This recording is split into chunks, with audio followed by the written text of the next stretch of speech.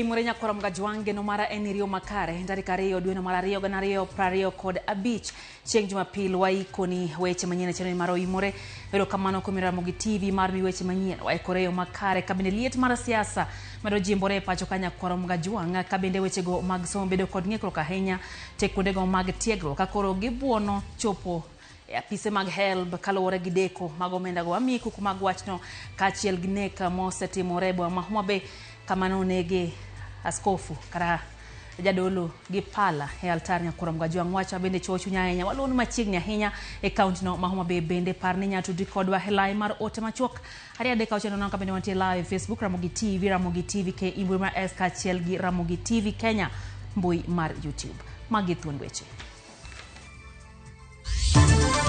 Jakwath ochuogi pala gima na wuoro saidi jothurwa dhi e kanisa gisila ni dhi nego ng'ato ikalu mar Nyasaye pod en buok kod kuyo bang' nek mar jakwadh kanisa Ebenezer SDA manyonegi e Sacho Dira kama en achiel kuom nek manyotimore gwenge mopogore opogore e county ma Homa Bay.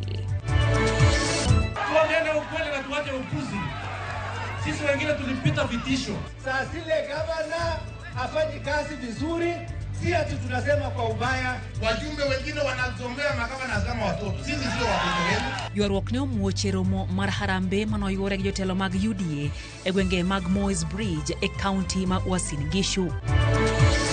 We demand that the ICC take immediate action to investigate and prosecute those responsible for these heinous crimes. Jo Kenya manoteki kendo owe thuolo wakni nitie ji moko ma pod luwo ndachgi dwaro margi en ni doho mar ICC onon timbe matimore pachuka.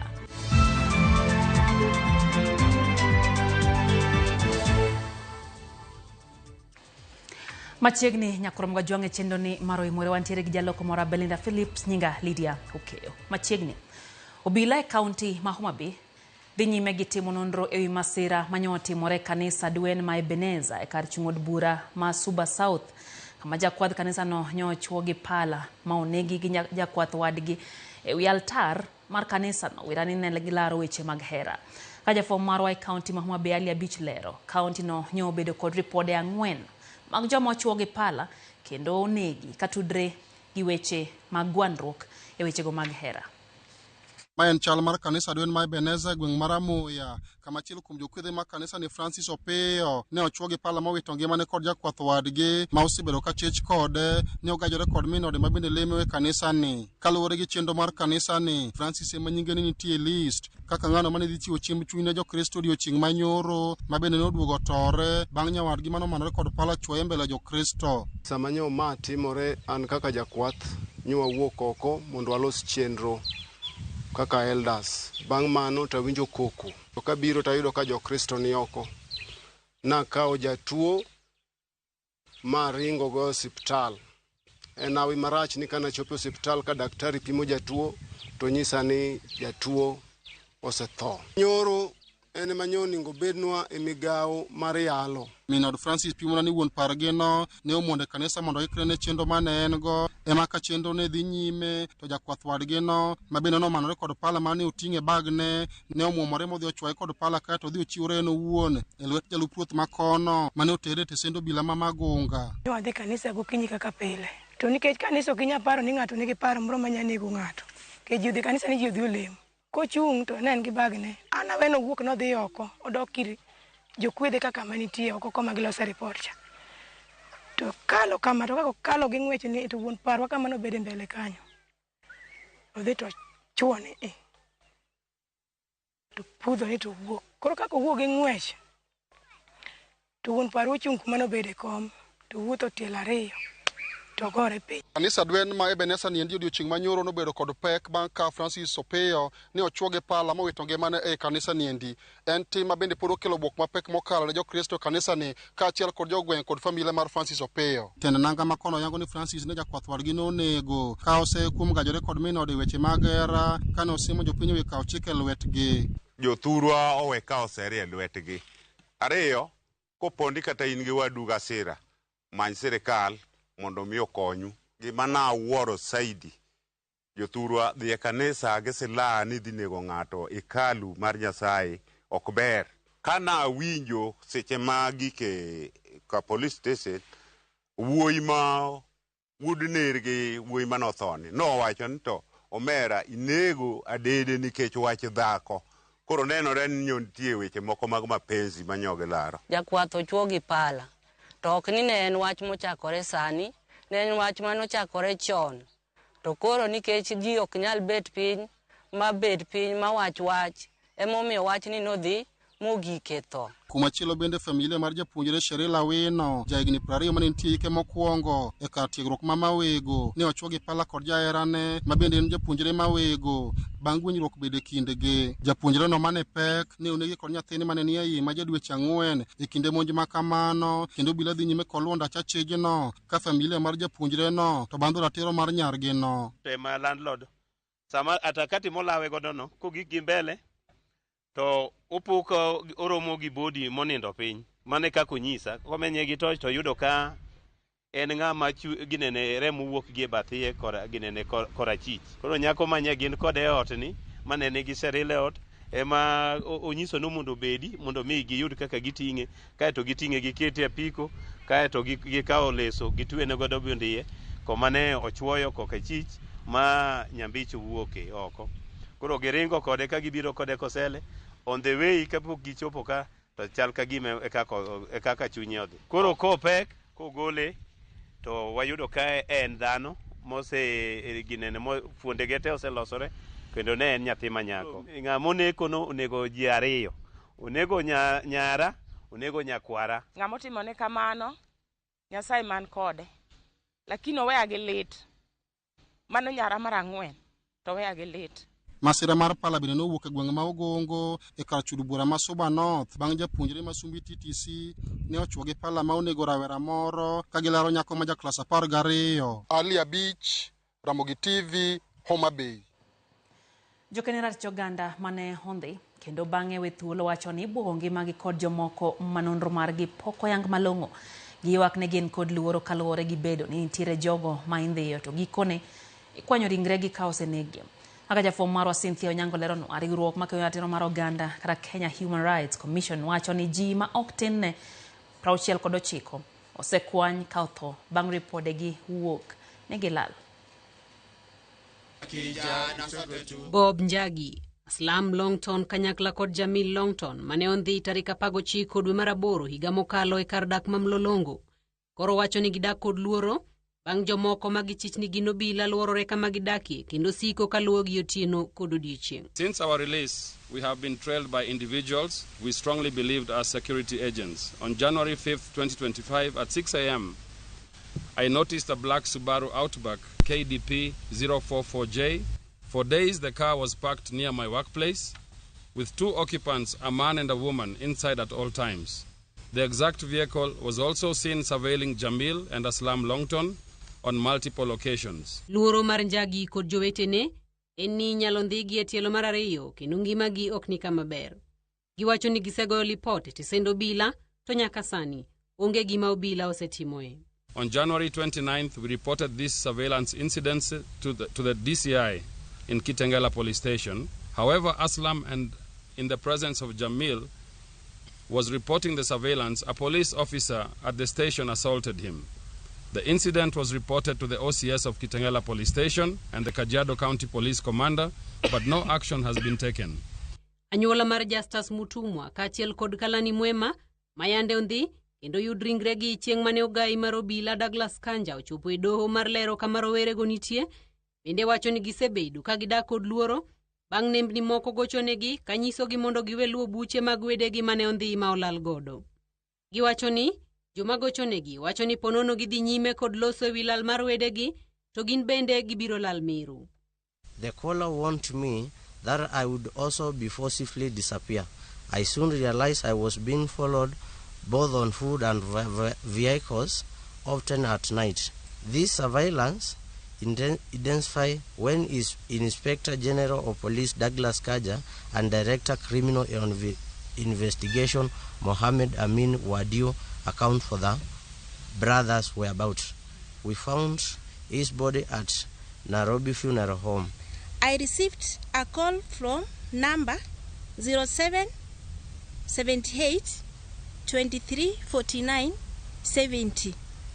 Someone who claimed to be a police officer, he told me that my brother was in Lamu and would be released that night. However, he also want me to keep this information to myself or risk my brother heading up in mock.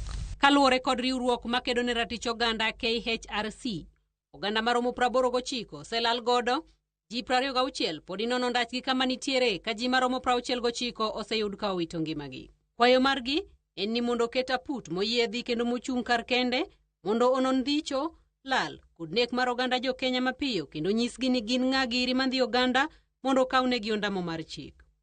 Bende gikwayo doho mar piny ngima International Criminal Court ICC mondo donjre wach ndicho kod nek mar oganda jo Kenya magiwacho ni ok en mana midhiero ma pacho ka kende to mar pinje mamoko bende. 89 Kenyans have been enforcedly disappeared, but as of today 29 are still missing. 63 Kenyans unlawfully lost their lives. We demand an immediate, independent and transparent investigation into the cases of Bob Njagi, Jamil Longton, Aslam Longton, Justus Mutumwa, Martin Mwau, Steve Mbisi, Kalani Mwema, and all other victims and survivors of enforced disappearance. Kenya human rights violations are no longer a domestic issue.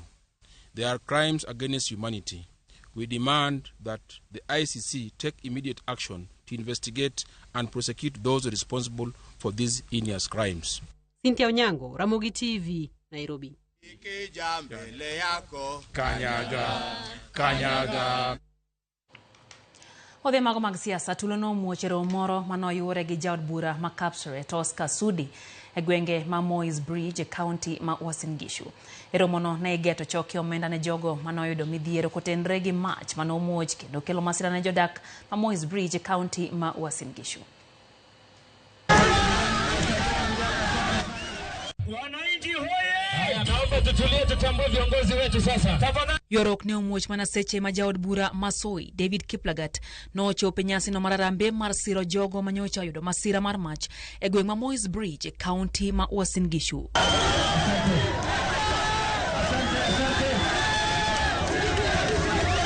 Watu shukeni. Nochuno bila mondo mi odonjre mar keyo rawire mana oriko tugo lweny e kindgi. Kama wewe si kiongozi tafadhali shuka chini. Tafadhali. Uniformed officers clear the stage. Haya tutulie sasa. Basi endelee. Thank you.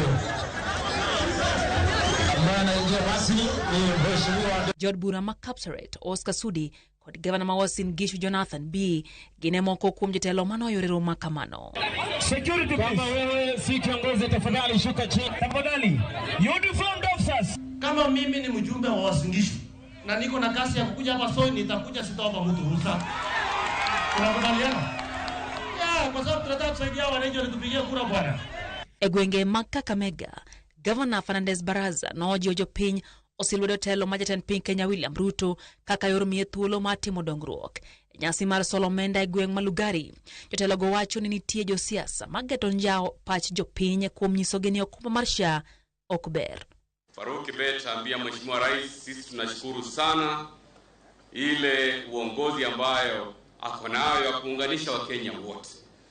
Lakini kuna jamaa wengine ambao wanaitwa Team Divide Kenya, wakiongozwa na yule jamaa wa Mitego, yule jamaa wa Shares. Wachaneni na wale wanatumana kutokea asubuhi mpaka jioni negative attitudes. Wale hawatakoma na wale hawatasifiwa. Wale kusifiwa ni wale wanafanya kazi. We are not living in promises. Ruto si anatupatia. We can see the deliverables. Jaod bura masiro man en jalup jatend piny Rigathi Gachagua wuok tung' mosuo kod jatend migawo mar alwora Aden Duale kuom soko jatend migawo mar jotije Justin Biden Muturi kaseni opingo serikal ma en bende entiere e kindeno. Bende Gachagua okeko jatend piny Kenya William Ruto kendo kone ni onge chia mar donjore weche mag tulo madhi mbele e piny mar DRC to Kenya to podi teke ji kendo ikwanyogi ka osenegi. Ora Nyambaga tire kod ler.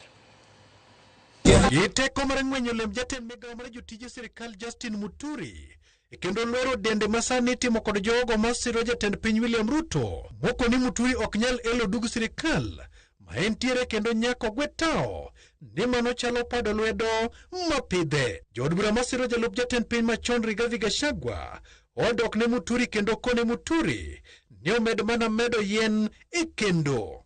Biden Muturi, it should be Aden Duale. He has no moral authority to tell Justin Muturi to resign. That is to show that he does not understand the constitution. Lakini Aden Duale, you have no moral authority to tell Justin Muturi to resign because he's not going to resign. Sasa hivyo kijana alikuwa ametumwa kutoka Rift Valley akuje atukane JB Muturi. Akaambiwa na wewe leteni ile pesa mko nayo, alafu mtoka mfanye nini? Mambo ya kutukana viongozi wetu hapa mlima, kuja kuwasomea, kuja kuwakemea haitawezekana tena. Kagilose kindala mane bage kanisa mar The Almighty God Church gwenge mag Mathioya County ma Murang'a. Jotelo go okuongo tim mar teko ji kendo gikone to yudo gi kagisewito ngimagi. Ka sirikal to umemore mbem maonge okang' mikao ne joketho. Sisi tunaendelea kuambia serikali tumekataa vijana wetu kuuawa. Hivi karibuni kuna kijana wa huku kwetu pale Kiharu, Mogoiri Ward, mahali panaitwa Kiboi, kijana Dennis Mwangi ambaye amelelewa na nyanya yake alipotea Disemba na mwili wake umepatikana kama umeuawa. Kama unaambia mtu ajichunguze at commission of inquiry, nani anapanga hiyo commission? Si tunajua nani anapanga? Tunajua nani ataweka. So what do you expect? And do you think they can do to intimidate themselves in that commission? Gachagua ukoni wuok tich mar joma manyien obiro mwecho Mombasa kendo golo wach madhi chiwo paya ma oganda ma masawa mar Kenya biro luwo. Na vile wataniambia nitoe mwelekeo yetu ya kisiasa kuendelea mbele. Natoka kuomba msamaha, nimechelewa kidogo kwa sababu maoni imekuwa mengi sana, na nilikuwa nafikiria ni watu ya mlima peke yake watakuja, watu ya Masai wakakuja, watu ya Kisii wakakuja, watu ya kwa Nyanza wakakuja, watu ya Western wakakuja. Nikaona hatutaki tuwafungie nje, lakini tariki 9 Sunday coming ndio nitakuwa na nafasi nitoe ile interim report ya yale maoni nimepata, ile interim on Sunday jioni. Rigathi okoni okomor kod okang' Maruto kao mar chunjo omenda mag dongruok mowinjore omuki ne dongruok mag Mount Kenya. Kufungua hoteli na kufunga wanajua, mlete pesa mpatie watu. Wananchi wapendwa wa Kajiado County hoye! Korka kore jatendo e papati Kalonzo Musyoka mane lose county ma Kajiado omedo goyo kore ni nyaka makre kod jotelo mamoko. Okoneno tielo mar ariyo mar telo ne Kenya. Ati anasema anaunganisha wa Kenya. Wa Kenya ndio wameunganika kusema aende nyumbani. Wangapi anasema aende nyumbani? Kwa hivyo lazima tujikaze. Hakuna mchezo. Sasa tume ya kusimamia uchaguzi imeanza kuundwa. Walter Nyambaga, Ramogi TV. Jalojatan ODM Godfrey Hosotsi olie koni tend duond burano owinjo bag mapiyo romo mar kuku margi matwak ewi yorok mapek e kind jokanyo ewi wach tiyo kod sirikand Kenya Kwanza kolose kaunti ma Busia. Butala jalupa jatend ODM no okoni romono biro konyo lalruok ewi pogruok e paro masani onyiedhore duond burano ewi tiyo kod jatend piny Kenya William Ruto. Okang' mane ODM okao mar siro sirikal mar Kenya Kwanza osekelo liete kind jokanyo ka moko koni pod gin kod ting' mar keto sirikal tesre to mamoko koni ok ginyal siemo sirikal magini e iye. Chama kupitia kwa Central Management Committee inaenda kujadili mambo hiyo kwamba lazima tukue na msimamo mmoja kwa mambo ya masuala ya chama. Watu wanaweza sema mambo yao vile wanafikiria, lakini msimamo wa chama cha ODM ni kwamba sisi kama chama cha ODM hatuna wakati huu hatujaandikisha mkataba wowote na chama kingine chochote. Lakini tukiandikishana mkataba tutakuja waziwazi mbele ya wanachama wetu, tuwaongeleshe, na vile vile mbele ya vyombo vya habari tuiambie kwamba tuna mkataba. So wakati huu sisi kama chama cha ODM, unakumbuka tulikuwa na wenzetu wa Azimio, mumeona wameenda pia wanazungumuza na wengine, na sisi kama ODM hatuwezi kusema kwamba tunaishi katika nyungu ama katika chupa. Ni muhimu kwamba pia sisi tuanze kuona kwamba tunapanua chama yetu namna gani. So tusiongee kwa njia ambayo inaonyesha ni kama hatuhitaji mtu yoyote. Hata tukiwa na maoni tofauti, you are entitled, lakini kuna njia ambayo unaweza kuzungumuza ya kusema pia pale kesho siku hailali kwa ingine, mnaweza pia jadiliana. Wake tenge mago mag siasa wang'e mago mutende kod thieth nyakora mga wang'e kinde mariwruok malakteche KMPDU kod mogo kuom jo siasa ywak ne okma mar thieth mar SHA pod oweyo jo Kenya chien, kendo kata mana ute thieth mag level 4, 5 kod 6 ok chiw thieth ne jotuo madok pacho. Josiasa motenre sirikand Kenya Kwanza to medo go debe ni okumba no tiyo makare. Josiasa gi mane lose kar law ma Priesthood Fellowship Church Nairobi okoni jotelo mopogore opogore tiyo gi okumba ne e manyo mbulu kuom jopiny. Yurito Mondi ntiere kod ler. Dweche hao auchiel nyaka ne okumba manyien mar SHA chak tiyo e pacho ka. Ji ma opogore osebedo ka golo sayo margi e wi okumba ni manyien mar thieth. Riwruok mar lakteche KMPDU kawuono kwayo piny owacho mondo miyo yie chiwo thieth ma ji dokie pacho kata outpatient services e ute thieth mag level 4, 5 kod 6 ma ok osebedo ka chiwo thieth ne jotuo madok pacho nyaka ne okumba ni chak thieth e pacho ka. As much as the inpatient component of social health authority is working, the bigger part of it, that is the outpatient, is making many Kenyans to use out-of-pocket expenditures. So it is important that these be relooked so that Kenyans can access care in level 5 hospitals, level 6 hospitals, and even level 4 facilities. Because we have seen, like in Nakuru County, level 5, where they're reporting that in the outpatient setup, because Kenyans have to pay cash, they have drugs now expiring. So yes, the government must make this social authority work. Ekindeni bende moko kuom jotelo koni okumba ni okti kaluwore gi kaka ne osing ne jopiny. Governor ma Trans Nzoia George Natembeya okwayo jatend piny mondo miyo winj jopiny. This thing is not working. Uko na watu ambao kuambii ukweli. Watu wanaenda kwa hospitali, hii insurance is not working. Natembeya bende ywak ni chudo mar SHA ng'ado omenda mathoth mar jotich ka tich mitiyo to tin ma okalo. SHA deko kod omenda magute thieth bang' chiwo thieth ni jotuo. Mimi nilikuwa nalipa 1,750 nikikuwa RC kwa mwezi. Saa hizi nalipa kwa SHA nalipa 30,000. Lakini uzuri wake mimi sioni.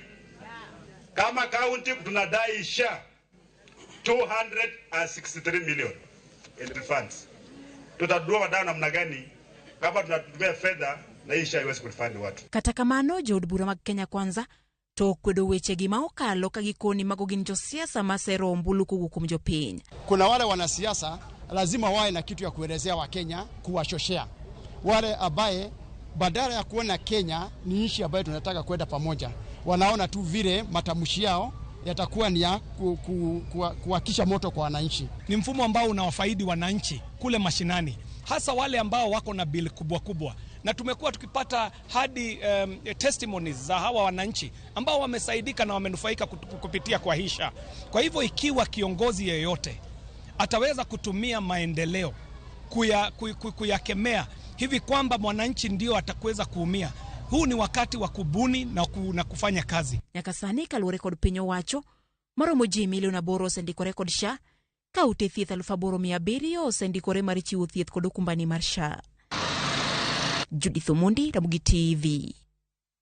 Jopuonjre mbalariany ma Nairobi osingo mar monjo log tich maduol ma ochung' ne chiwo hola mar somo HELB kuom bedo ni gideko mar chwalo omenda ne jopuonjrego.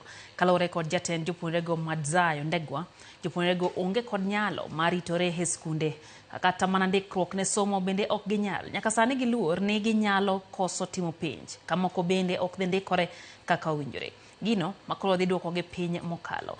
Gisingo lima Peace Help nyaka chop chwal ne gisir kaka owinjore. Sure. This 1 month has been painful for most of us. We have been turned into beggars, begging for food and money, like street children in the city. So we are thereby We have given the government a long time now. It's been a month. They have not addressed our issues. So on Monday, we are ready to march to help offices and collect the help funds in cash. Why is it that now I'm here in university and I'm not getting whatever you told me you were supposed to deliver to me? I worked, I did my part. I came to university. That money is supposed to come to the comrade. Yes. Please, so listen to us. We are suffering. When the ministry fails in implementing these things, inamaanisha our future is under threat. And as our president said, we have time. We are very free. Monday, tupo site. Kwa mga jong daika en prario kod angwen bang sadek marotieno chendro en oimure hero kamano kuom kete mana kera mogi TV gudaka Yesu nyisa kachacha ni jachien kedo gi kanisa kendo temo wicho kanisa Nyasaye rangi marach. Wan joma somo ranyisi mag ndalo giko to mago miyo waikore ne biro mar ruoth mar ariyo mokayo machiegni to pala chuore Homa Bay manade oneno ni entiere wacho ni gin kanyo ma Kelda Town gi Awiko Jarodi kod Omondi Akwota moranyagi chendero kama na inyo gudaka Yesu wechego mag masichego timore kata kamano chopile ni Yesu ruoth. Seto dhiambo jaro singa wacho kacha ni Mugi TV chopone ka gin gi Michael Okongo kaito omoso menge Frank kantie gunda gimowore en kaka piny onjaore kendo mad Nyasaye rie bade piny Kenya. Antifikol Juma wacho kacha no mora hinya gi chendo mara Mugi TV en gimino de nyar Nyakach wacho ni chuny gi opong kod leta hinya kaka jatith ruoth nyalo dhi kar lamo makawo ngima jatith Nyasaye wadgi. Wacho ni en gima Nyasaye wadgi ma to gine ma Nyasaye walo gi mondo mi gikony chunje machandore e weche mag dak. Kata wacho ni walamuru Nyasaye matek piny orumo kalore kod gik matimore. Kama Antifikol ano bende ote mar Councilor Isdori mar Kabwoch North Ndhiwa wacho no tiyo mos mang'eny ne families mo to joge ko kalonek makoch mag pala joluo okoyiego kendo owinjore kik ji kaw chik e lwetgi. Erokamano ahinya.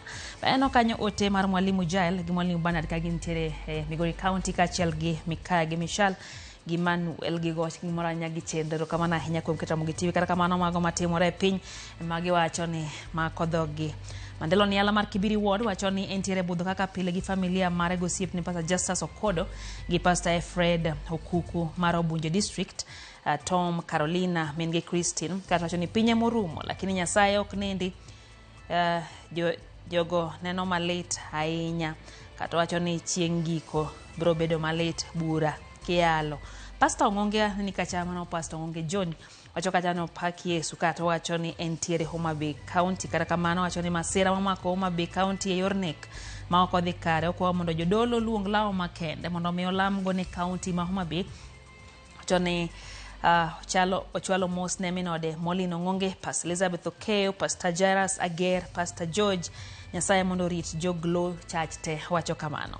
Eno kanyo ote mano mo or kae gi David Owino wuod japuonj kowuok Uyoma Naya Kibanga wacho kacha ni be entiere kodwa e chenro en e gweng' wi Omino kaeto wacho ni weche gichopo ne yo mowinjore ahinya gin gi min gi kachiel go wadgi otiyo mos yo makende ne familia ma owito jogegi weche go motimore mag masira no kobuogo chuny oganda ahinya.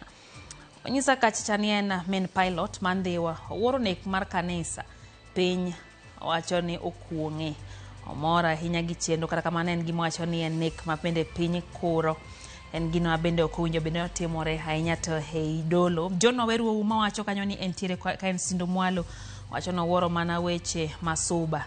Minabebo Pengle wacho ni embe entie kodwa kata kamano wacho ni tinde to pongo piny nek opongo piny wacho ni piny dwaro lamo wayo matin maino imore waduoko mathoth kik dhi mabor.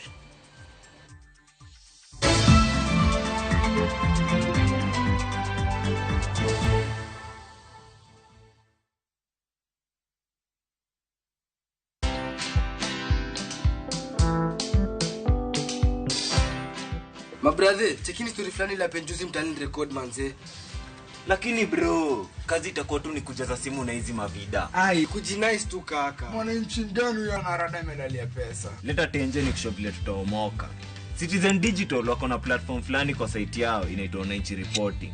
Hapa unaweza tuma story yako kwa website yao ama kwa app yao ya Citizen Digital. Na kama hiyo process ni ngumu, unaweza tuma story kwa email yao, WhatsApp number ama uitumie kama SMS. Alafu gani unapataje bro? After story yako imepublishiwa, hapo ndo una receive 1000 kwa simu yako. Bro, au umenichanua. Don't just witness the news, be part of breaking it. Download the Citizen Digital app and share your story with Wananchi Reporting today. Citizen Digital.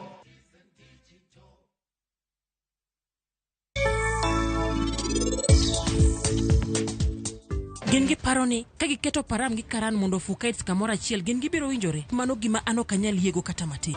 Nyako ni nigi chira hinya kendo en nyako motegno. En onyalo kata chiwo ngimane ka mondo kony ng'ato. Gigi te otimo mana nikech hera. Nitie gimoro achiel ma pod chacha. Nyasi mokwongo ne walalo niha. To kendo sani metali. Ano kadwa ng'eyo ka ng'ato nika kata ka onge. Nikech wan nyaka wadhi nyime gi Swaya Mvara. Indulge in the moment. Every spoonful, Delamere real fruit yogurt.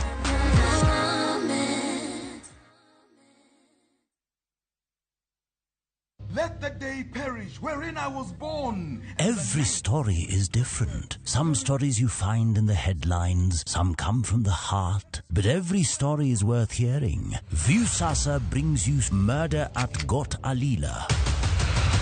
We unwrap the mystery behind Robert Ouko's death. In Jane and Solomon, the self-confessed witness gives his account of the story. My husband was not murdered on that sick. And in Njera Nishetu, Jela ni kama kaburi, haichagui mtoto ama mtu mzima. From the truth-seeking investigative stories to the raw human stories that often go unheard, Viusasa is your home for documentaries.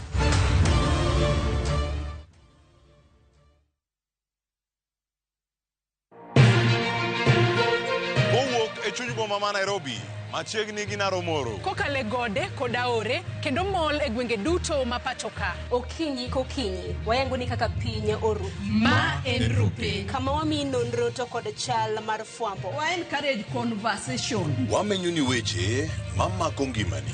Job restructuring kata state restructuring ok promise ni ke witu tich ka tele giro tich ka. Kendo in gi duola embaka oromo. Gatudre gi reporter marwa ka en Homa Bay, Mombasa, Kisumu, Migori, Kisii. Wabedo gi twak kachiel koda ka jolony weche mopogore opogore. No wamiyo parliament a lot of authority. To authority no gitiyogo mana mondo konygi. Tudri gi Joyce Oduor, Sharon Ong'ao kod Cleophas Oluoch e chenro mar Rupiny kod Mbaka Oromo. Wuok tich nyaka tich abich chakre sa 12 okinyi nyaka sa 5 onyango e Ramogi TV.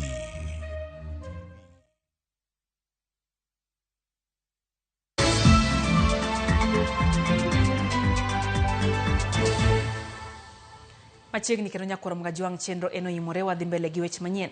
Medruok nengo mwandu e pacho kao idho gi 3.3 e dwe mar achiel higani ka opim kod weche mokalo. Medruok nengo ni idho malo kaluwore gi medruok e nengo chiemo kod math ma ok gin mag kong'o. Bende nitiere gonyruok matin mar 1.6 e nengo mag udi, pi, teko stima, gas kod mamoko ma bechgi ne odok piny. Kaluwore kod lipod duol matimo nonro mar Kenya National Bureau of Statistics madwe mokalo, nengo mar chiemo kod math ma ok mag kong'o nomiyo bech mwandu oidho malo. Bech chiemo kaka nyanya ne omedore kod 17.9, otungu kod 6.8, kabich kod 5, kabech maembe kod mor tedo to ne olwar nengo gi 3.9 kod 4. E sekta mar teko, nengo mauta taya ne omedore gi 3.9, kata kamano teko stima kod gas ne olwar kod 0.7.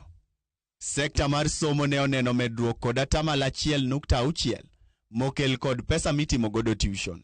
Kamano mar weche tuke 1, mano mar wuoth ne olwar gi 0.6 kaluwore kod dok chien nengo wuoth.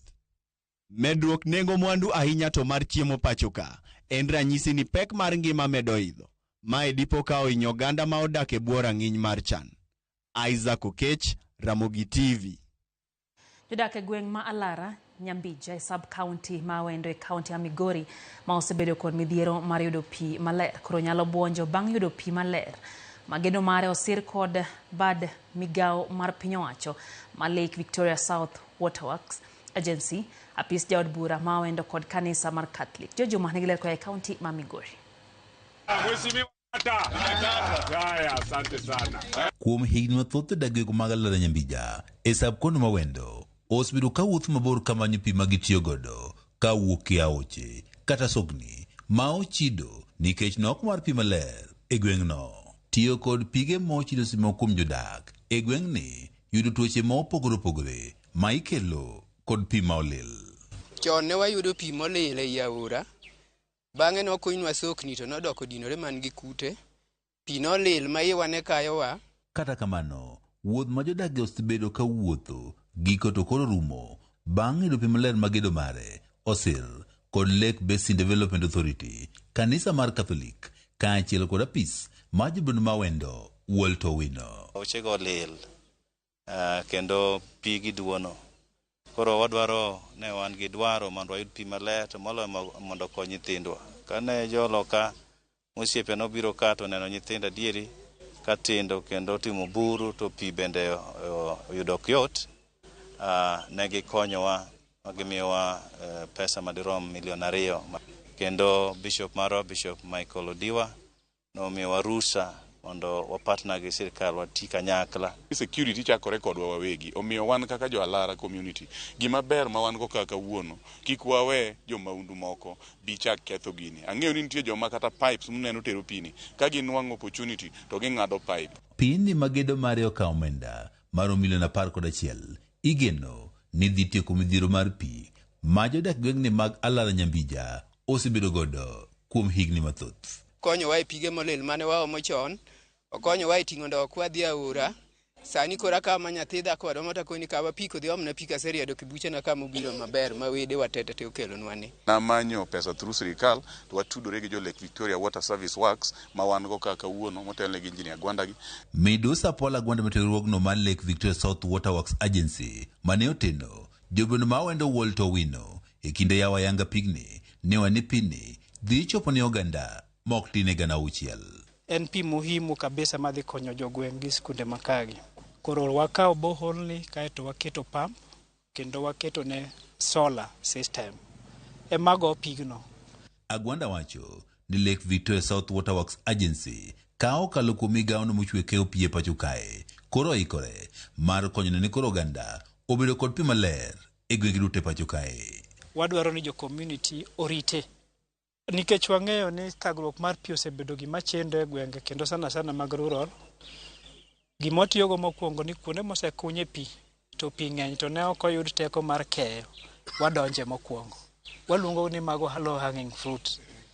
Mondo kama noseyude pi kik waket ni pi oling' aling'a ng'owa e bugo kaka mano oling'ne. Jolbeno mawendo Walter Owino ne wacho ni piny owacho mamalo koro tiyo machiegni kod piny owacho mar kaunti kaachiel kod oganda mamoko ma oting'o kanisano mar Catholic mar chulo pi maler ne oganda e gwego mawendo. Ipoko bet moromo, tang'eyo ni county government warwa temo matek mondo gin bende gike pi kuonde ma pi dwarore. An bende abiro medo temo kaka mjumbe ka yudo kuma wanyalo nwang'e ber ma wanyalo tudore gi jo Lake Victoria gi kata gi joma moko mondo wakel pi. Jo Juma, Ramogi TV, Migori. Nyakora Magajuang, bende iwinjo masako iti e kor jumane. Kawuono wami mos choke mag siasa, mondo min bende iwinjie mago ma onyong'o chuny e jumane kod kata kamana thuolo mosekalo. Walter Nyambaga ntie kod lerno. Rigiji. Ikoni bwana cha nobiro nang'o. Alikuwa anakuja Tanzania osho. Ya Rigiji, ikoni omosoji nang'o. Alikuwa anakuja Tanzania osho. Koro sani Western chalo nade. Sasa amekuja kwenu Musangarere. Mwimalamu. Ruto. Wachane adier. Kikuyu yetu ni kidogo. Okay. Kuna vocabulary tunajua Mwadhani Agosho, Moriega, Ngaino Mwega hapo. Si ndio? To kain Western kocha. Wesero Mulembe. muri muoyo, muri baramu, musangalile, mwami Yesu itsomiwe. Sasa amekuja kwenu, musangalile, muri baramu. Jatelo, omnwane wer moro itudi godo ning'eyo, mondo waol. Urogo shwai wa magegania, wambararia, wambararia we wa magegania. Ruto, wachane adier. Sasa msiturudishe nyuma tena tutafute dictionary. Kwa sababu tunasema tumesikia iko ingine sasa inaitwa komerera. Sasa hiyo hatujajua ni gani hiyo tena. Sasa jameni, siwacha tu tusoe hii ya Mwathani Agosho na tuendelee mbele. Telo, awinjo ni ichamo mana tama chiel kende. Kuna watu wanaongea mambo ya 1 term, 2 terms, 3 terms. Mimi nataka niwaambie, mimi pale nyuma kuna watu hata hawakufikiria nitakuwa na any term.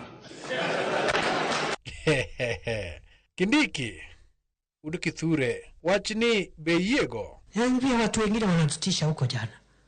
Ati our job is to make sure William Ruto is a one-term president. That is your objective. Hiyo tu.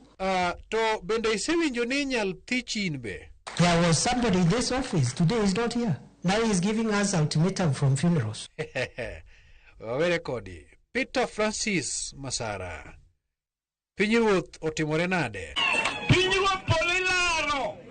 Tokendoro teke kende. Emadonjo. Wachore ni yedhe nitiere osiptal, adier. Osiptal manyama raga giminyalo yude kende. En yedhe mag ukimwi mobe koro ng'ane otieko. Na president mano biro miluongo ni Trump ni. Owacho ni ok pi. Masara. Nyamita ni kod kwayo. Aya. Nyamita kwane Woodma. Waduga kwan. Ni waya ndo ngoro yeni. Ukadawale Masara ndo ngoro yeni. Waya ndo ngoro yeni. Yasache waya ndo ngoro yeni. Ni adika ma. Ochilo mbuguna yako. Awinjo ni sani isechako cherori. Sani asechako cherora. Aneno shida mar jok manondika. Icherori kure. Kanyocha bigo mbaka gi vijende oruba kocha. Mayudo ka nien moro mosiep na wacho niene mosojo rube mfuko ne ka giragana nogolo kama to tang'o ne ng'ato to dogo duoka yudo kama ne ungi. Donge ipimo ni muya. Koro an badagi ni onge ng'ama pim na oxygen. Adira kawa oxygen iru. Sawa. Wach chanjo moro nitiere kaendi. Mimi language inasikia vizuri ni lugha ya kondoo. Kondoo ikilia me naelewa. Ng'ombe ikilia mbo naelewa anasema nini. Na mbuzi pia ikilia nger naelewa hizo lugha zote za mifugo. Hata kuku ikisema kutkut, hiyo yote naelewa. Chanjo mar dhok okelo liet. We penja ne jalony. Onge gimoro ni dhianko chanji tok nyal kuodho. Dhok mwase chanjo biro chiep kudheru.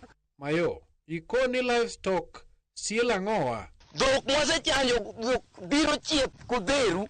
Siela ng'owa. Dhok mwase chanjo biro chiep kudheru. Kendo gingima mafia gibeyo saidi. Wach sir ma US cha. Bende koro awinjo ni Trump ong'onyo lwete. Kendo kelo liet. Uhuru Kenyatta wachane wudo ngina.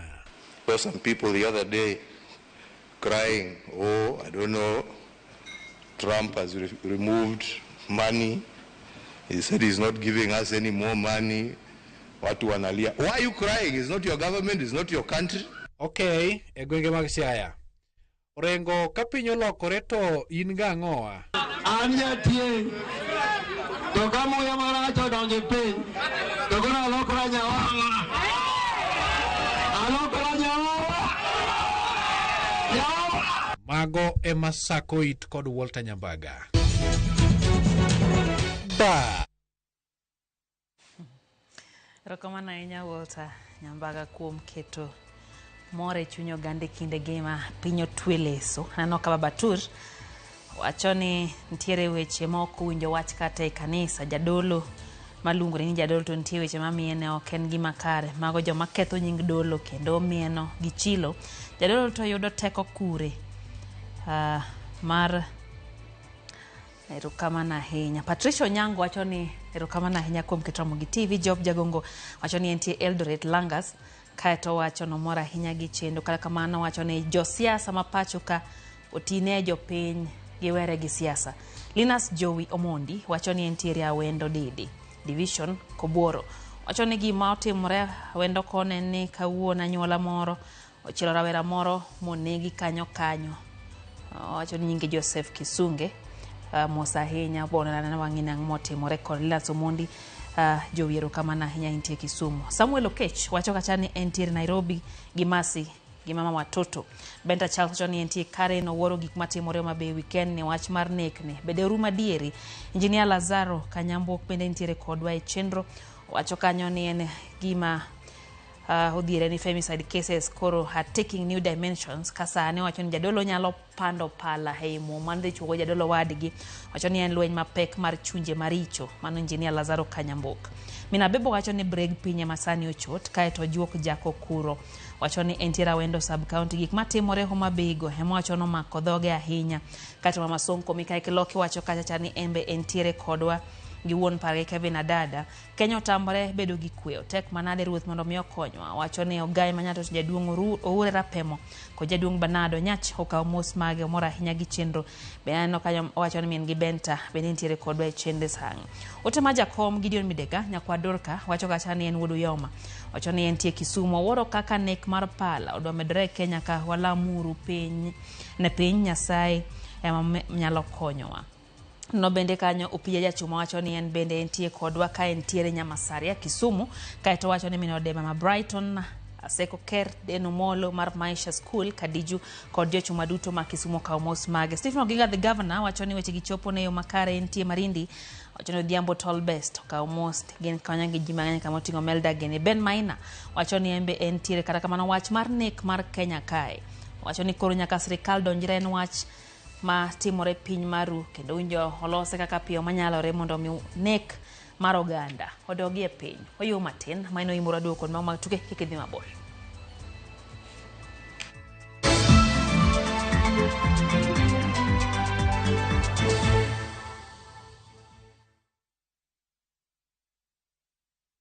Treat your loved one to a magical Valentine's escape from February 12th to 17th, 2025. Experience stunning views at Dubai Frame, visit Dubai Creek Harbour, explore Miracle Garden, enjoy a desert safari and Marina Dow cruise with dinner, and a romantic Valentine's dinner at Al Dawar Revolving Restaurant.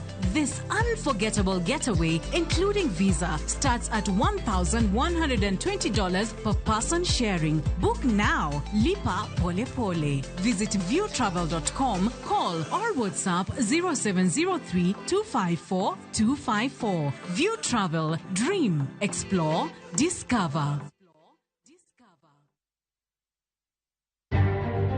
Bende isebedo gi siso mar ng'eyo gigo matimore alworani. Sama gari ofundoro ji mang'eny koyudo hinyruok to kata insurance temo hepo. Obed chenro mag sirkal, obed masira mayudo ji kar tich. In safety mari, ni kanyo. Nonro mamulo ratichi. Somo kende oken kamoro mibro wach ni ng'at mosomo ni dhongere wacho ni ng'ani succeed in life.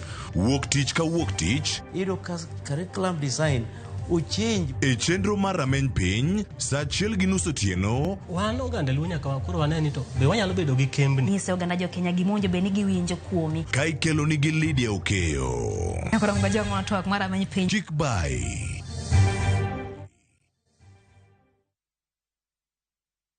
Kupitia shabiki.com ikuwe part of your wins. Hii 2025 tunaenda kufly even higher. Ukiwekelea, wekelea responsibly. Not for persons under the age of 18. Authorized and regulated by BCLB 671.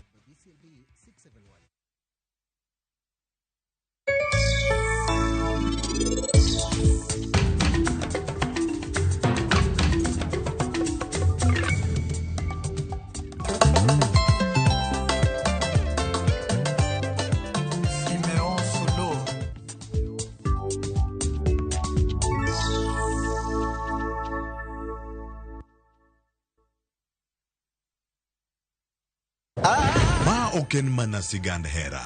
Donge wan wabiro timo arus? Sama chuny mokuyo ketho ngima ng'ato. Waromo kamae. Kendo afanyo ne jaod nyamino matin. Hera mane okwer, tim andhoga kod weche mopondo. I'm sorry. Ang'o momiyo ine wanda kamae? Mano ok nyal bedo hera. Hera chako dongo e kind ji ariyo. Mana ni mondo temgi gi pek mar gik ma gisekaloe. Ne won Prince Raj. Ang'o momiyo ok idwa yie? E kind piem mar gombo duong' kod makruok gi joot. Nyaka ng'ato tim yiero manyalo loko tiend hera. Choti Sardani. Wuok tich nyaka ngeso saa 2:15 otieno. Jothurwa, be usebedo gi gombo mar ng'eyo kaka cham wuok e kodhi nyaka chop kaka chiemo e mesa? Dibed ni dwaro chako pith makelo omenda, kose dwa chako pur mana mar chiemo e dala? Wakelo ni yore mag chako magi duto e chenro mar pur gi ohala. Pur manyasani kendo manigi okang' mamalo to kelo yuto mathoth. Piny olokre dhi e teknoloji kendo puro kenana pur kaka ne manyachon. Kuonde kwath osedok matin.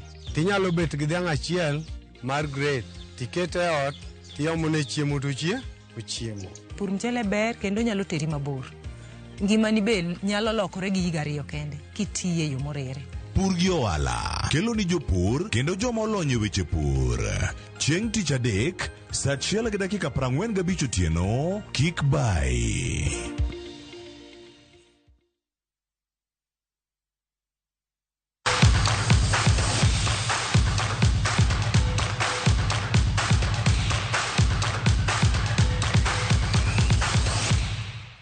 Machiegni kero nyakorom ga jwang' wang'yo mago mag tuke. Tim skund sekondar ma St. Anthony Boys Kitale e jolo tuke mag skunde sekondar motesene inaugural Super 8 Secondary School Tournament mano bagi he county ma Kisumu kuom dala dek. St. Anthony nolo Tim skund sekondar ma Bukeme Boys gonde 4-3 finals kokalo kuom pija choma. Tugo no rumo gola 1-1 dakika 90 kapok oture dakika 30 mano mede. Opia choma timbe ariyogo nowito pichgi mokwongo kapok tim mar Solidarity Boys kao kombe. Tim mar Kakamega High School notieke thuolo mar 3, Karinga Boys nokao thuolo mar 4. Timbe notiyo gi tugono kaka ikruok ne tuke mag skunde sekondar ma higane.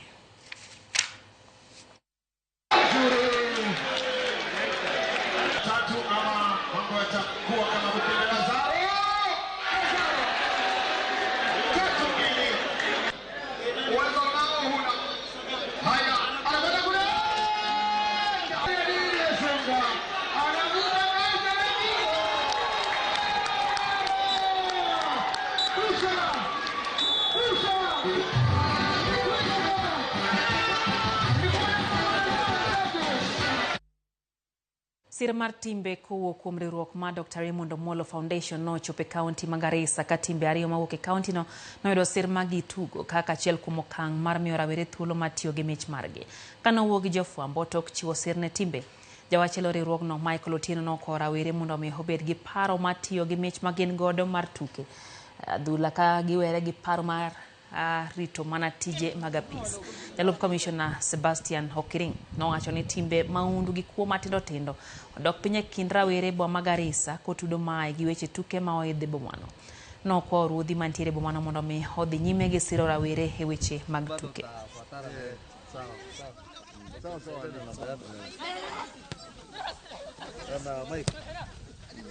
Jana wale wadogo sasa hivi wenye wana grow wanataka kuonyesha talanta yao ili wasijiunge na uhalifu na mambo mabaya kwa hii town, na tunaambia PS aendelee kusupport vijana ili wasijiunge na wale maadui kama Al-Shabaab na wale wanasumbua usalama wa Kenya. Kama kawaida sehemu hii utakuta kwamba shule zikifunguliwa Januari, wengi ambao walikuwa wameingilia madawa ya kulevya walikuwa wanaacha shule, but wakati huu tumeona 100% return to school kwa watoto wetu ambao walifunga shule. So hii tournament imekuwa ya manufaa kwetu, na tutaendelea kuhakikisha kwamba wafadhili wanakuja kuweza kutambua vijana wetu ambao wako na talanta, waweze kwenda kuonyesha talanta yao kule nje, na pia iwe ni njia yao ya kuhimidi na kupata mapato ya kuwasaidia kwa maisha yao. Hawa vijana usipowatunza wanaweza kuwa vijana wabaya. Na kitu PS Raymond Omolo ameanza, anataka kusaidia vijana kwa njia zote. Hizi vijana hapa Garissa tunataka vijana wasiingilie mambo ya Al-Shabaab. Vijana wasiingie mambo ya uwizi. Vijana wasiingie mambo ya kuvuta bangi, kuvuta drugs. Na sana sana ukipeana hizi jeshi, vijana wanapenda mpira zaidi. Club mar Police FC Odonyake thuolo mokwongo chung mar Klepe League maduong' mar adhula mar Kenya Premier League. Police no wuok amodhi gol achiel kuom achiel gi Sofapaka e alap ma Kenyatta Stadium Machakos. E alap Dandora Stadium, club mar FC Leopards no club mar Nairobi City Stars gol achiel kuom nono. Gol no makende ne ologi jatugo Kais Odhiambo. Ka Leopards noyudo points 3 duto. E tuke moko club mar Bandari nolo Murang'a Seal gonde 3-2 ka Tusker nowuok amodhi manono gi nono gi jobengi ma KCB. Shabana noyudo ka tugo ridore negi bang' wuok amodhi nono gi nono gi club mar Kariobangi Sharks e alap ma Gusii Stadium. Mashabiki wa Ingwe, ours forever. Nawe pia pata. Alienda na kumtega pale Victor Otieno Aguero. Baada hapo akapelekwa mtaani huko Mathare kule, mpira ukajaa ndani ya mtaa wa Dandora hapa. Ufundi mwingi anao KC Odhiambo, wakamsubiri agawe dola zile, akapata yake Victor. Gondari ya kuwa kumjatugo Jean Philip Mateta na omio club mar Crystal Pulse Lodge